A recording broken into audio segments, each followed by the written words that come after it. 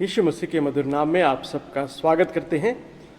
आइए हम इस पुनरुत्थान के दिन एक बार फिर से महान जीवित परमेश्वर की आराधना और स्तुति प्रशंसा करने के लिए अपने हृदय को तैयार करते हैं और हम पूर्ण मन से परमेश्वर को धन्यवाद देते हैं। आइए हम इस हिंदी सभा को प्रारंभ करते हैं परमेश्वर के मधुर वचनों के द्वारा। परमेश्वर का वचन याद दिलाता है कि हम सब उनके जन हैं, चाहे हम किसी भी जाति के क्यों न हो। हम परमेश्वर को धन्यवाद दें। हे जाति जाति के सब लोगों, यहोवा की स्तुति करो। हे राज्य राज्य के सब लोगों, उसकी प्रशंसा करो, क्योंकि उसकी करुणा हमारे ऊपर प्रबल हुई है और उसकी सच्चाई सदा की है। यह की स्तुति करो। आइए हम अपने आंखों को बंद करते हैं, अपने हृदय को परमेश्वर की ओर आकर्षित करते हुए हम प्रार्थना में अपने समय को बिताते हैं। सर्वशक्तिमान सामर्थ्य परमेश्वर, हम धन्यवाद देते हैं इस अच्छे समय के लिए, इस पुनरुत्थान के दिन, इस शुभ दिन के लिए हम धन्यवाद देते हैं। इस शुभ दिन में प्रभु जी आपने हमें जीवितों के मध्य रखा, आपको धन्यवाद देते हैं। पिछले इतवार से आज के दिन तक, इस समय तक आपने हमें सुरक्षित रखा, इसलिए धन्यवाद देते हैं। हमारे हर एक कार्यों में, हमारे हर एक बातों में, उठने बैठने में, आने जाने में, हर परिस्थितियों में आप हमारे संग रहकर हमें चलाएं, इसलिए धन्यवाद देते हैं। पिता परमेश्वर, इस समय के लिए हम धन्यवाद देते हैं, आज के दिन के लिए धन्यवाद देते हैं। आपके इकलौते बेटे यीशु मसीह के द्वारा आपने हमारे जीवन में जो बड़े कार्य को किए हैं उसे स्मरण करते हुए अपने हृदय से आपको हम धन्यवाद देते हैं। आपके सन्मुख आकर स्तुति रूपी भेंट को चढ़ाते हैं। हाँ प्रभु जी, हम सब अलग अलग राज्य के, अलग अलग जाति के लोग होने पर भी हम सब उस जीवित महान प्यारे परमेश्वर यीशु मसीह की आराधना करने के योग्य आपने हमें बनाया, इसलिए धन्यवाद देते हैं। प्यारे परमेश्वर, हम सबसे प्रेम करते हुए आपने अपने पवित्र आत्मा को हमारे ऊपर अधिकाई से उंडेले, इसलिए धन्यवाद देते हैं। हम धन्यवाद देते हैं आपके योजनाओं के लिए, आपके ब्लेसिंग्स के लिए हम धन्यवाद देते हैं। सारी आशीष जो आपने यीशु मसीह में हम सबको प्रदान किए, इसलिए धन्यवाद देते हैं। इस संध्या काल के समय प्रभु जी एक बार फिर से हम आपके चरणों में आकर अपने हृदय से आपको धन्यवाद देते हैं। हमारे परिवारों में आपने जो बड़े बड़े कार्य किए, इसलिए धन्यवाद देते हैं। हमारे कलीसिया में जो बीमार और तकलीफ में थे, प्रभु जी आपने उन्हें छूकर चंगाई को दिया, इसलिए धन्यवाद देते हैं। हाँ प्रभु जी, हम प्रार्थना करते हैं उन भाई बहनों के लिए जो बीमार और तकलीफ में हैं, उन्हें भी आप विजिट कीजिए और उनके जीवन में आपकी शक्ति को वे अनुभव करने पाए, ऐसी सहायता कीजिए।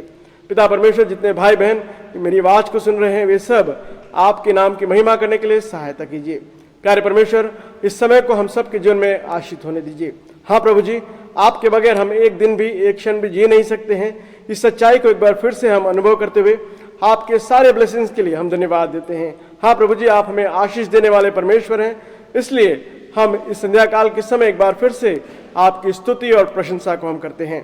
प्यारे परमेश्वर, इस समय को आप हमारे लिए आशीष होने दीजिए, ताकि हम सब मिलकर आपके नाम की महिमा कर सके, आपके वचन को पढ़कर आपको धन्यवाद दे सके। हम सबों को आपके हाथों में सौंपते हैं। विशेष तौर से हमारे कलीसिया के पासवानों के लिए हम धन्यवाद देते हैं, उनके परिवारों को आप आशीष कीजिए। उसी प्रकार प्रभु जी हमारे कलीसिया के अधिकारियों के लिए हम धन्यवाद देते हैं। हर एक अधिकारी को प्रभु जी आपने चुना है, इसलिए धन्यवाद देते हैं। उनके द्वारा जो भी सेवा कार्य हो रहा है उनको आप आशीष दीजिए, ताकि प्रभु जी हम सब एक कलीसिया के रूप में एक प्रेम में बंधते हुए आपके सुसमाचार के कार्य को आगे बढ़ाने वाले बन सके। हम सबके जीवन में आपने जो आशीष दी उसको एक बार फिर से स्मरण करते हुए इस संध्या काल के समय एक बार फिर से हम धन्यवादित हृदय के साथ आपके सन्मुख आते हुए इस छोटी सी प्रार्थना को हमारे उद्धारकर्ता प्रभु यीशु मसीह के नाम से मांगते हैं, आमीन।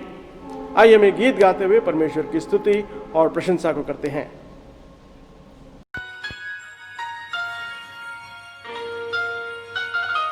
तेरे पाप धुल सकेंगे आज ही मसीह के द्वारा। तेरे पाप धुल सकेंगे आज ही मसीह के द्वारा। सिर्फ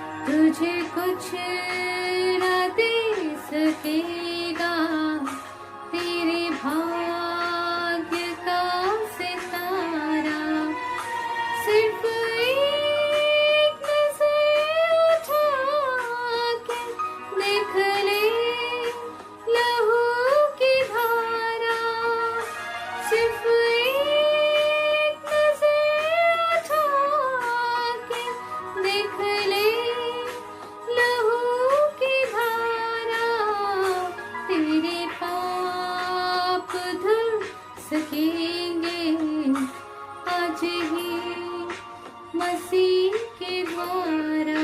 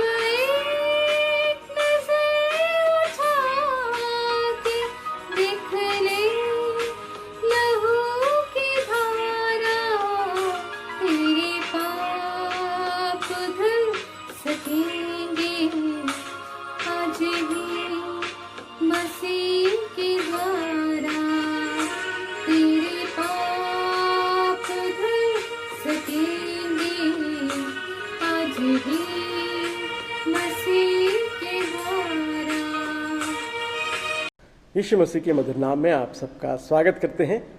आइए हम थोड़ा समय परमेश्वर के मधुर वचनों को ध्यान देते हैं। हम सब जानते हैं कि परमेश्वर जो हमसे प्रेम करने वाले हैं, उन्होंने हमें आशीष देने के लिए हर प्रकार की कोशिशों को किए हैं। हर चीज़ों में वे जो हैं चाहते हैं कि हम जो उनके बच्चे हैं हम आशीष हों, और इसीलिए उनका प्रेम हमारे ऊपर अधिकाई से वे दिखाते आए हैं। कई बार हम उनके आशीष को तो पा लेते हैं परंतु उन्हें भूल जाते हैं। कई बार हम अपने जीवन में हम जो है प्रमुख स्थान अपने आशीषों को रखते हैं और परमेश्वर को दूसरे स्थान पर रखते हैं। परंतु परमेश्वर जो सब कुछ जानने वाले हैं, वे हमारे इस कमजोरी को भी जानते हैं, और इसीलिए कई बार जब हम इस गलती को करते हैं तब भी वह हमें माफ़ करते हैं और हमें आशीष करते रहते हैं। तो इसीलिए उस आशीष के का एक भाग जो है हमारे पास ये पवित्र आत्मा परमेश्वर है। हमारे पास पवित्र आत्मा के द्वारा लिखी हुई ये किताब बाइबल है। ये बाइबल और पवित्र आत्मा जो हमें चलाती है, ये दोनों ही हमारे लिए आशीष हैं। परंतु कई बार हम इन दो आशीषों को कई बार हम भूल जाते हैं और हम फिजिकल आशीषों की ओर अपने ध्यान को आकर्षित करते हैं। तो आइए हम थोड़ा समय परमेश्वर के द्वारा दी हुई अन्य आशीषों को हम एक बार फिर से स्मरण करते हैं। इस संध्या काल के समय में जो भाग मैं आज चुना हूँ वो इफिसियों की पत्री से लिया गया है, the letter to Ephesians. The letter to Ephesians, actually ये लेटर जो है इफिसियों के लिए ही नहीं है परंतु सारी कलीसियाओं के लिए है जो परमेश्वर से प्रेम करते हैं, जो यीशु मसीह के प्रेम में है, जो मसीह में है, उन सब के लिए है। पिछले सप्ताह मैंने कोलोसियों की पत्री से आपसे बातें की थी, और कोलोसियों की पत्री में अगर हमने प्री इमिनेंस ऑफ क्राइस्ट को अगर जब देखे हैं, द क्राइस्ट इज सफिशिएंट को अगर हम देखे हैं, तो इस इफिसियों की पत्री में हम पाते हैं कि मसीह जो है वो इस कलीसिया के लिए, इस कलीसिया में जो बिलीवर्स हैं उनकी महिमा का कारण है। सो उनकी महिमा का कारण परमेश्वर ने यीशु मसीह को रखा है, और इसीलिए इस यीशु मसीह में हम सारे जो बिलीवर्स हैं, जितने भी विश्वासी लोग हैं, हम सब एक हैं। और इस बात को कई बार लोगों ने समझ नहीं पाए हैं। इसी कारण अलग अलग भागों में, अलग अलग समयों में, हिस्ट्री में कई बार लोगों ने जो है यीशु मसीह के साथ मनुष्यों की तुलना की है।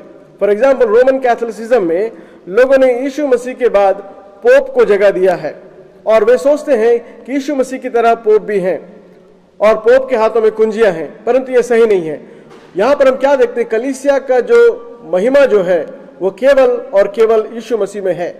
सो इफिसियों की पत्री को अगर हम आज के दिन जो टाइटल अगर दें, the church glorious, the church glorious, उसका अर्थ यह है कि महिमामय कलीसिया। और इसमें जो विश्वासी हैं वे सब एक होकर मसीह में हैं, the unity of all believers in Christ, then only the church is glorious. The idea of the unity in Christ, इस पूरे किताब में उस यूनिटी को हम देख सकते हैं। इस यूनिटी को समझाने के लिए प्रेरित पौलुस ने 3 शब्द का प्रयोग किए हैं, 3 बातों का प्रयोग किए कलीसिया के लिए। सबसे पहली बात उन्होंने कहा कि कलीसिया जो है वो एक शरीर की तरह है, द बॉडी। पहला अध्याय उसके 22वें वचन को अगर हम देखें, इफिशियंस चैप्टर 1 वर्स 22 को देखें, तो वहां पर हम पाते हैं कि कलीसिया जो है वो देह है, एक देह से तुलना की गई है।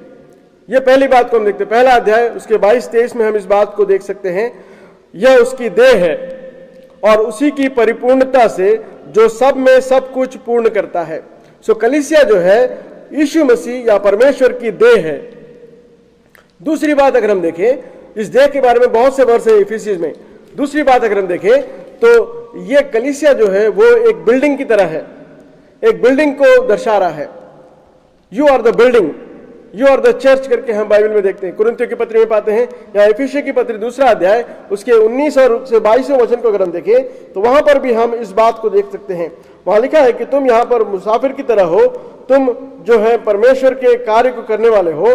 और वहां पर 20वें वचन में देखिए, वहां पर प्रेरित और भविष्यवक्ताओं की नींव पर जिसने कोने का पत्थर मसीह यीशु स्वर्ग स्वयं ही है बनाए गए हो, और जिसमें सारी रचना के साथ मिलकर प्रभु के लिए पवित्र मंदिर बन जाती है। देखिए यहाँ पर जो भवन के बारे में कहा गया, वो पवित्र मंदिर के बारे में कहा गया है। वो पवित्र मंदिर आप और मैं हैं। We are the temple of Christ. इसीलिए हम जो है अलग किए हुए लोग भी कहते हैं, हम जो है अलग किए हुए लोग हैं करके इस किताब में हम बहुत ही अच्छे रूप से देख पाते हैं। We are separated people, we are chosen people. Why we are chosen, why we are ordained, because we are separated। परमेश्वर ने हमें चुना है और हमें उन्होंने अलग किया है। इसलिए यहाँ पर परमेश्वर कह रहे हैं कि तुम पवित्र मंदिर हो, परमेश्वर के पवित्र मंदिर हो। क्योंकि परमेश्वर पवित्र है, इसलिए उन्होंने हमें पवित्र बनाते हुए एक मंदिर के रूप में उन्होंने यहाँ पर इस पत्रिका में हम अच्छे रूप से पाते हैं। तीसरा जो वो कह रहे हैं, यू आर ब्राइड, तुम दुल्हन की तरह हो। 5वां अध्याय उसके 25 से 27वें वचन को अगर हम देखें तो वहां पर हम पाते हैं, the church is like a bride, एक दुल्हन की तरह है जो निष्कलंक है, जो अपने आप को पूर्ण रूप से तैयार करके यीशु मसीह के दोबारा आगमन के लिए अपने आप को तैयार करी है। सो 3 बातों को हम यहाँ पर देखते हैं। The term church as is used indicates the body, the building and the bride of Christ. मसीह के लिए हम ये 3 बातों को हम देखते हैं, और इन 3 बातों को हम इस कलीसिया के बारे में, महिमामय कलीसिया को बताने के लिए काफी मैं सोचता हूं। ये 3 एग्जाम्पल प्रेरित पौलुस ने कलीसिया को दी है। तुम क्या हो? तुम परमेश्वर के शरीर हो, परमेश्वर के लिए एक शरीर हो। तुम जीवते बिल्डिंग हो, तुम जो है पवित्र मंदिर हो। तीसरा, तुम जो है दुल्हन हो। तो हम इन 3 बातों को हमेशा याद रखें कि हम कलीसिया में हम क्या हैं। सो प्यारे दोस्तों, इन 3 बातों को अगर हम याद रखते हैं तब हम हमेशा अपने जीवन में हम सारे उन बातों को कर पाते हैं जो मसीह चाहते हैं कि हम करें। तो आइए हम इस इफिसियों की किताब में पहले दूसरे वचन को अगर हम देखें तो पहले दूसरे वचन में प्रेरित पौलुस जो है वो अपने बारे में, अपने बुलाहट के बारे में बताते हुए वो कलीसिया को जो है सैल्यूट कर रहे हैं, कलीसिया को ग्रीटिंग्स दे रहे हैं। सो पहला दूसरा वचन जो है हम देखते हैं कि जहां पर यीशु मसीह में परमेश्वर आपको जीवन में अनुग्रह और शांति मिले, इस बात को कह रहे हैं। उसके बाद तीसरे वचन से लेकर आगे हम चले जाएं तो वहां पर हम कुछ महत्वपूर्ण बातों को देखते हैं। तीसरे चौथे वचन को अगर हम देखें वहां पर एक आशीष के बारे में हम पाते हैं। तीसरा और चौथा वचन मैं आपके लिए पढ़ना चाहूंगा। वहां पर लिखा है कि मसीह में आत्मिक आशीषें, मसीह में आशीषें जो हैं उसके बारे में हम आज सीखने की कोशिश करेंगे। Blessings in Christ, blessings in Christ. तीसरा और चौथा वचन मैं आपके लिए पढ़ना चाहूंगा। First chapter Ephesians chapter 1 verse 3 और 4 वहां लिखा है, हमारे प्रभु यीशु मसीह के परमेश्वर और पिता का धन्यवाद हो कि उसने हमें मसीह में स्वर्गीय स्थानों में सब प्रकार की आत्मिक आशीषें दी है। जैसे उसने हमें जगत की उत्पत्ति के पहले से चुन लिया और हमको उसके निकट प्रेम में पवित्र और निर्दोष हों। हमें बुलाया है कि हम प्रेम में पवित्र और निर्दोष हों। देखिए वहां पर तीसरे वचन में हम पाते हैं कि मसीह में स्वर्गीय स्थानों में सब प्रकार की आत्मिक आशीषें दी हैं। यह मेरा टॉपिक है। कलीसिया जो महिमामय कलीसिया है उसको परमेश्वर ने आत्मिक आशीषें दी हैं। The blessings in Christ. The blessings in Christ को अगर हम देखें तो उसके लिए जो शब्द का प्रयोग किया गया है उसको हम इस प्रकार कह सकते हैं, द वर्ड यूलोगेटोस ग्रीक में प्रयोग किया गया, जिसका अर्थ है कि ब्लेसेड। इसके जो शब्द का प्रयोग किया गया है उसको आज हम सीखने की कोशिश करेंगे। EULOGE इन 6 वचनों 6 जो अल्फाबेट्स है उसको हम सीखने की कोशिश करेंगे। EULOGE जिसका अर्थ है आशीषित, आत्मिक आशीषें क्रिस्त मसीह में। In Christ we receive the blessing, we are the blessed people, and the word blessing और ब्लेसेड इज यूज्ड इगोलोजिया या इलोगोसिया या फिर the praise of God for his marvellous blessings to the church. उसका अर्थ यह आता है यूलोगेटोस या यूलोगोसिया। इसका अगर हम अर्थ देखें तो God the praise God for the marvellous blessings of the church to the church. परमेश्वर ने जो आशीषें दी हैं कलीसिया के लिए उसको याद करते हुए हम परमेश्वर को धन्यवाद दें। उसमें हमने 2 बातों को हम आज सीखने की कोशिश करेंगे। पहला जो है एडोरेशन है, यानी परमेश्वर जो हमें आशीष दी है उसके लिए हम परमेश्वर के नाम को ऊंचा उठाएं। दूसरा जो है एग्जॉर्टेशन, परमेश्वर की आशीषों को जो हम प्राप्त किए हैं तो हम कैसे परमेश्वर के नाम को ऊंचा उठाएं और अपने जीवन के द्वारा कैसे हम कलीसिया को ऊंचा उठाएं। तो 2 बातें हैं, एडोरेशन एंड एग्जॉर्टेशन। तो आइए पहले हम एडोरेशन के बारे में हम सीखने की कोशिश करेंगे। पहला जो अल्फाबेट यूज किया गया है वो है ई जो है वो इस बात को याद दिलाता है कि हम जो है we are eternal foundation in Christ. Church has eternal foundation in Christ. मसीह में अनंत काल के एक नींव रखी गई है।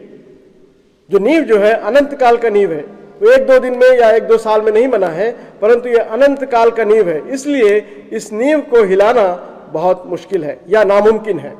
तो आइए मेरे साथ मिलकर पहला अध्याय उसके 3 वचन में हम इस बात को देखते हैं कि परमेश्वर का धन्यवाद हो, पिता परमेश्वर का धन्यवाद हो कि उसने हमें स्वर्गीय स्थानों में सब प्रकार की आत्मिक आशीषों को दी है। जैसे उसने हमें जगत की उत्पत्ति से पहले हमें चुन लिया और हमें उसके निकट प्रेम में पवित्र और निर्दोष करके ठहराया है। तो प्यारे दोस्तों, इन 2 वचनों को अगर हम देखें तो हम पाते हैं कि परमेश्वर ने हमें जगत की उत्पत्ति से, that is what the eternal foundation is, मसीह में परमेश्वर ने हमें चुन लिया है ताकि हम परमेश्वर की सेवा कार्य को कर सके या परमेश्वर के नाम को ऊंचा उठा सके या परमेश्वर के नाम को धन्यवाद दे सके या हम परमेश्वर को ब्लेस कर सके, हम परमेश्वर को प्रेज कर सके, परमेश्वर के नाम को हम निरंतर स्मरण करते हुए निरंतर हम परमेश्वर को धन्यवाद दे सकें। तो ये पहला जो अल्फाबेट है E reminds us eternal foundation in Christ. दूसरा जो बात हम देखते हैं वो ये है यू मीन्स यूनिवर्सल स्कोप। दूसरी जो बात है यूनिवर्सल स्कोप। जब पहली बात को बता रहे हैं वहां पर पहली बात को जब बताते हुए इटर्नल फाउंडेशन को बता रहे हैं उससे हम 2 बातों को सीखते वो ये है, because of eternal foundation the result is in every spiritual blessings. Because of eternal foundation, the resulting in every spiritual blessing. दूसरा, it leads us to give thanks and pray. Give thanks and pray. क्योंकि परमेश्वर ने हमें जगत की उत्पत्ति से पहले चुन लिया है। जो अनंत काल का फाउंडेशन में परमेश्वर ने आपको और मुझे बनाया है, उस प्रेम में अगर हम हैं तो हमारे अंदर जो है हमेशा परमेश्वर की उस आत्मिक आशीषों को स्मरण करते हुए परमेश्वर को धन्यवाद देना है।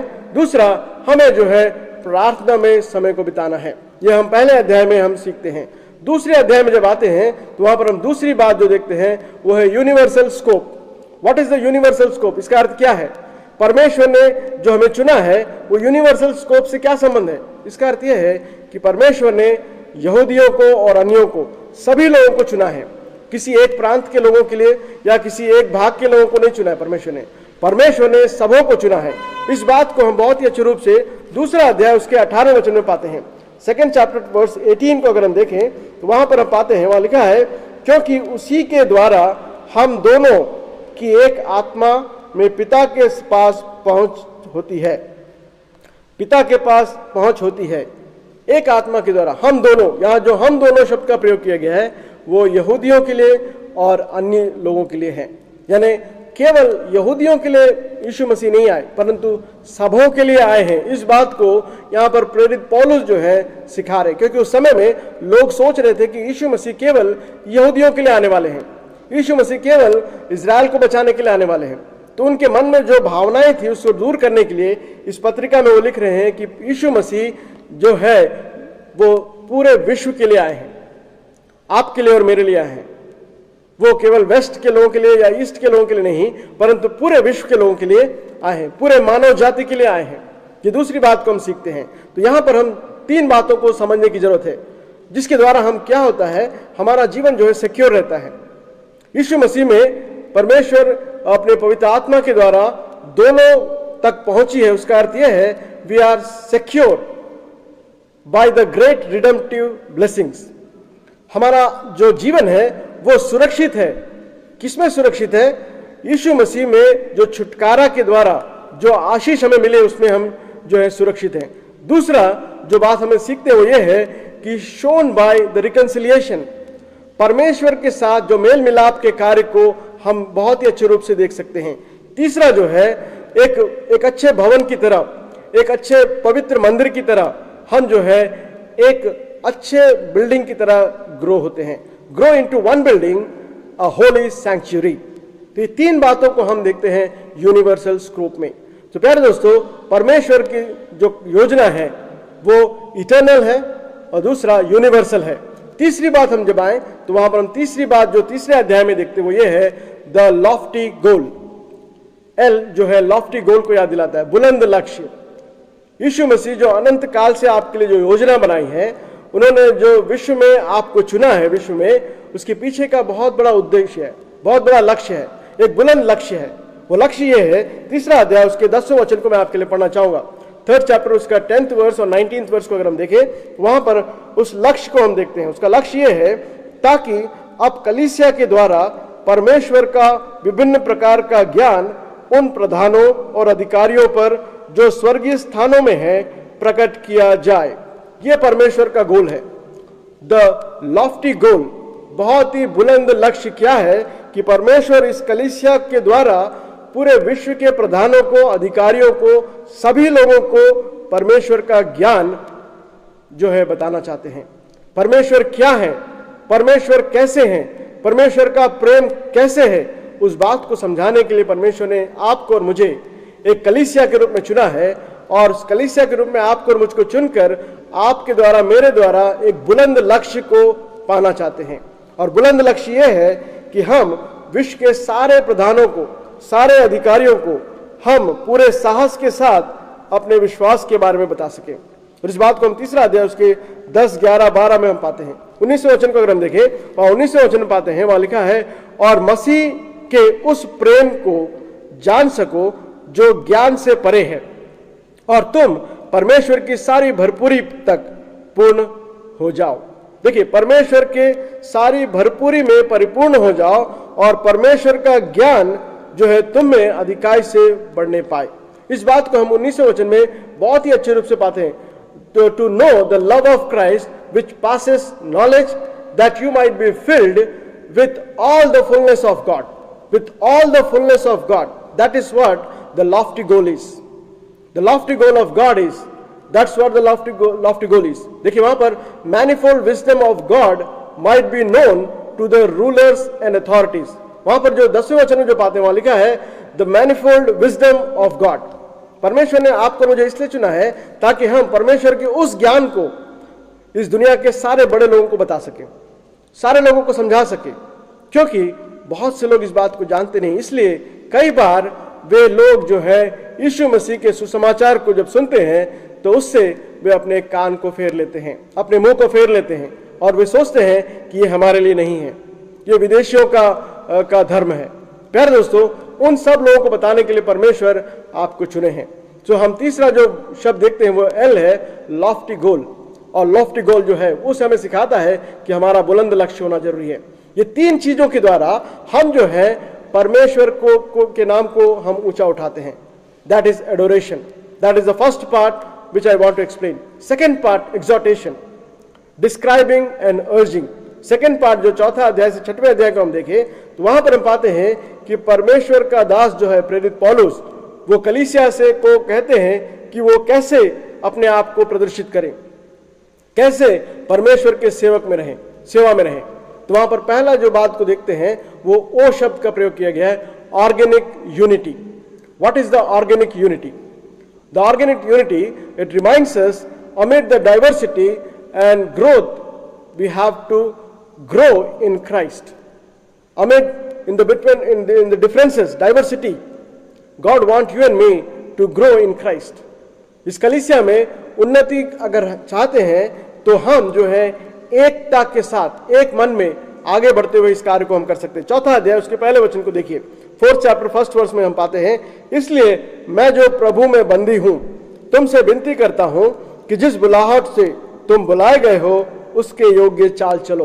That is what the organic unities. उसी प्रकार 16 वचन को देखिए, वहां पे हम पाते हैं जिससे सारी देह, that is the organic unity, सारी देह हर एक जोड़ की सहायता से एक साथ मिलकर, एक साथ गठकर उस प्रभाव के अनुसार जो हर एक अंग से ठीक ठीक कार्य कराने के द्वारा उसमें होता है, अपने आप को बढ़ाती है कि वह प्रेम में उन्नति करते जाए।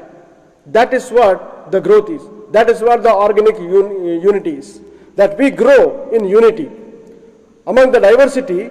We grow in unity and we preach the word of God. We tell about the love of Christ and we are the chosen people to do this work. और इसीलिए प्रेरित पौलुस कह रहे हैं कि मैं इसीलिए प्रभु में बंदी हूं। मैं और आप क्यों प्रभु में बंदी हैं? अगर हम देखें तो इसीलिए हम बंदी हैं। हम जो है दुनिया के कार्य को करने के लिए स्वतंत्र नहीं है। हर बार पवित्र आत्मा हमें याद दिलाता है कि ऐसा मत करिए, ये गलत है, वैसा मत करिए, वो गलत है, ऐसा मत बोलिए, वो गलत है, इन शब्दों का प्रयोग मत करिए क्योंकि वो गलत है। क्यों? क्योंकि हम सब इसीलिए प्रभु में बंदी हैं।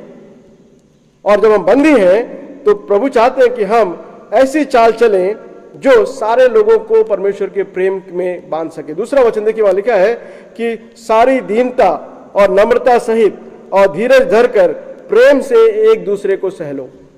That is the organic unity, that stand for O. आइए हम थोड़ा और आगे बढ़ते हैं जहां पर हम ग्लोरियस रिन्यूअल को हम देखते हैं। G talks about the glorious renewal. हम जो है नए होते चले जाना है। जब हम पूरे दीनता को पहन लेते हैं, जब हम एक दूसरे को सह लेते हैं, तो हमारे अंदर एक नया जीवन हमें मिलता है। एक नया जीवन जो है वो चौथे अध्याय उसके 22 से 24 वचन में पाते हैं। चौथा अध्याय उसके 22 से 24 को अगर हम देखें तो वहां पे लिखा है कि you have to put off the old man.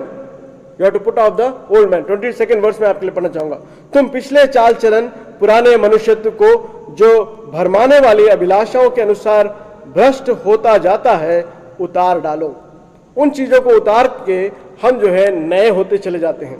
किन चीजों को उतारना है? वहां लिखा है तुम अपने चाल चलन में जो पहले जो तुम्हारा चाल चलन था, भरमाने वाली अभिलाषाएं थी, जो भ्रष्ट था, उन सारी बातों को उतार डालो।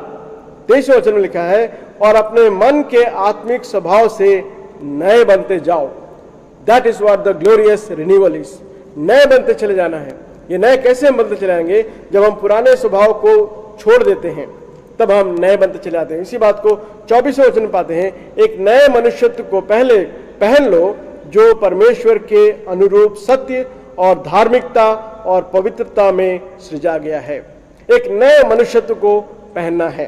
वो नया मनुष्य जो है वो परमेश्वर के अनुरूप है, जो सत्य को, धार्मिकता को और पवित्रता को के द्वारा सृजा गया है। ये तीन बातों को हमें समझना है। नया मनुष्यत्व जो है वो परमेश्वर के अनुरूप है। वो परमेश्वर के अनुरूप इसलिए है क्योंकि उसमें सत्य, धार्मिकता और पवित्रता से सृजा गया है। तो ये तीन बातें हमारे अंदर होना जरूरी है। So that's what the G stand for. Lastly E जो है इफेक्टिव आर्मर, हम जो है उन शस्त्रों को पहन ले। Put on all the armour of God, put on the armour of God. 6वां अध्याय बहुत ही अच्छा चैप्टर है। पूरा चैप्टर अगर हम 2 घंटे भी मनन करें तो कम है। तो यहाँ पर 6वां अध्याय में 10 से लेकर 24 तक जो है प्रेरित पौलुस हमें बता रहे हैं कलीसिया जो है किस प्रकार के हथियारों को पहनना है। The effective armours, what are the effective armours. 11वें अध्याय 11वें वचन को ग्रंथ देखें, वहां लिखा है, परमेश्वर के सारे हथियार बांध लो कि तुम शैतान की युक्तियों के सामने खड़े रह सको। हम ये सारे चीजों को बांध कर, इन सब चीज को पहनकर हम जो है शैतान का सामना कर सके। प्यारे दोस्तों, हम शैतान का सामना में करना है तो हमें परमेश्वर के उन हथियारों को बांधना है, और वो हथियार जो हैं हम सब जानते हैं। उन हथियारों को मैं फिर से यहाँ बताना नहीं चाहता हूँ क्योंकि समय नहीं है, परंतु उन सारे हथियारों को आप जानते हैं। विश्वास की ढाल, फिर जो हमारे जो छाती पे जो ब्रेस्टप्लेट होना है वो, हमारे सिर पर जो टोप होना है वो, जो सत्य, जो सोड जो हमारे पास होना है वो, इन सारे बातों को हम यहाँ पर इस 6वें अध्याय में पाते हैं। इन सारी बातों को पहनकर हम जो है परमेश्वर के लिए बहुत बड़े कार्य को कर सकते हैं। तो प्यारे दोस्तों, इस इफिसियों की पत्री में परमेश्वर ने आपको और मुझे आत्मिक आशीषों को दी हैं। उन आत्मिक आशीषों को हमने इन 5-6 बातों को हमने सीखा है। इन 6 बातों से हम सीख पाए हैं कि आप और मैं कोई साधारण लोग नहीं हैं, परंतु हम जो है अनंत काल की योजना में हम बुलाए गए हैं। हम जो है विश्व के बड़े कार्यों को करने के लिए बुलाए गए हैं। हमारा जो गोल जो है वो बुलंद है, और उतना ही नहीं, हम जो है परमेश्वर के लिए एक रहें। हमारे अंदर हमेशा नई बातों को हम उत्पन्न होने दें, पुरानी बातों को छोड़ दें, और हमेशा शैतान से का सामना करने के लिए परमेश्वर के हथियारों को पहन लें। जब हम ऐसा करते हैं तो आखिरी जो भाग है उसमें हम पढ़ते हैं, वहां पर लिखा है 23 और 24 वचन को देखिए, वहां लिखा है, परमेश्वर पिता और प्रभु यीशु मसीह की ओर से भाइयों को शांति और विश्वास सहित प्रेम मिले। जब हम ऐसा करते हैं तो हमारी कलीसिया में जो है शांति, विश्वास सहित प्रेम को हम देख पाते हैं। जो हमारे प्रभु यीशु मसीह से सच्चा प्रेम रखते हैं उन सब पर अनुग्रह होता रहे। अगर मैं और आप यीशु मसीह से सच्चा प्रेम रखते हैं तो हम सब पर परमेश्वर की अनुग्रह होता रहे, क्योंकि हम सब परमेश्वर के जन हैं। हम सब को परमेश्वर ने बुलाया है, हम सब परमेश्वर के चुने हुए लोग हैं। तो आइए अपने आंखों को बंद करते हैं और हम उस जीवित परमेश्वर को धन्यवाद देते हैं जो आपसे और मुझसे प्रेम करते हुए आपको और मुझे आत्मिक आशीषों को दी हैं। हमें उन्होंने अनंत काल के लिए बुलाया है, हमें उन्होंने जो है एक बड़ी बुलंद उद्देश्य के लिए हमें चुना है। उन उद्देश्यों को पूरा करते हुए हम सब प्रार्थना करेंगे, हम परमेश्वर को धन्यवाद देंगे। हम अपने जीवन के द्वारा परमेश्वर के नाम को हमेशा ऊंचा उठाने वाले हो सके, परमेश्वर के नाम को हम एडोर करने वाले हो सके, परमेश्वर के नाम को हम एग्जॉर्ट करने वाले हो सके। परमेश्वर आप सबों को आशीष दे। प्रार्थना करेंगे। सर्वशक्तिमान परमेश्वर, हम धन्यवाद देते हैं इस अच्छे समय के लिए।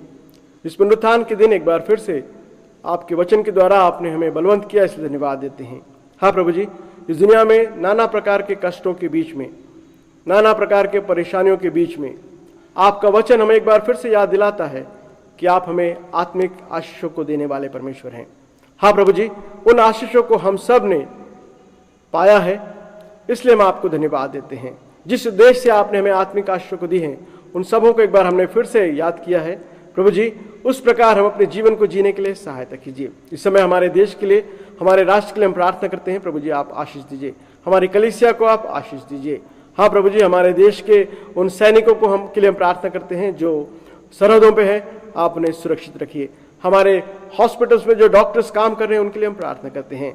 जो पुलिस के लोग जो कार्य कर रहे हैं उनको आप आशीष कीजिए। इस प्रकार हमारे देश में प्रभु जी हम सब एक कलीसिया को स्थापित कर सके जो पूरे विश्व में जो यूनिवर्सल चर्च के रूप में है। हाँ प्रभु जी, हमारे देश में आप उस प्रकार की एक यूनिटी को दीजिए ताकि हम सब उस कार्य में संलिग्न हो सके और आपके नाम की महिमा कर सके। विशेष तौर से प्रभु जी, हमारे परिवारों में आप यूनिटी दीजिए, हमारे कलीसिया में आप यूनिटी दीजिए, और हमारे राष्ट्र में, देश में आपके प्रेम में बंध कर आपके नाम की महिमा करने के लिए सहायता कीजिए। जो बीमार और तकलीफ में उनके लिए विशेष प्रार्थना करते हैं प्रभु जी, उनके जीवन में भी आपकी शांति और समाधान चाहते हैं। जो बीमार और कमजोर हैं प्रभु जी, उनके लिए प्रार्थना करते हैं। जो प्रभु जी गरीबी में है उनके लिए प्रार्थना करते हैं। जो प्रभु जी अपने प्रिय लोगों को खो दिए हैं उनके लिए प्रार्थना करते हैं। जो प्रभु जी अनाथ हैं उनके लिए हम प्रार्थना करते हैं। प्रभु जी उन सबके जीवन में आपकी खुशी, आपकी आत्मिक आशीषों को चाहते हुए इस छोटी सी प्रार्थना को हमारे उद्धारकर्ता प्रभु यीशु मसीह के मधुर मीठे नाम से मांगते हैं, आमीन। अब हमारे पिता परमेश्वर का प्रेम, पुत्र परमेश्वर के अनुग्रह और पवित्र आत्मा परमेश्वर की सहभागिता अब से लेकर हमेशा हमेशा तक हम सब के साथ बनी रहने पाए, आमीन। Thank you.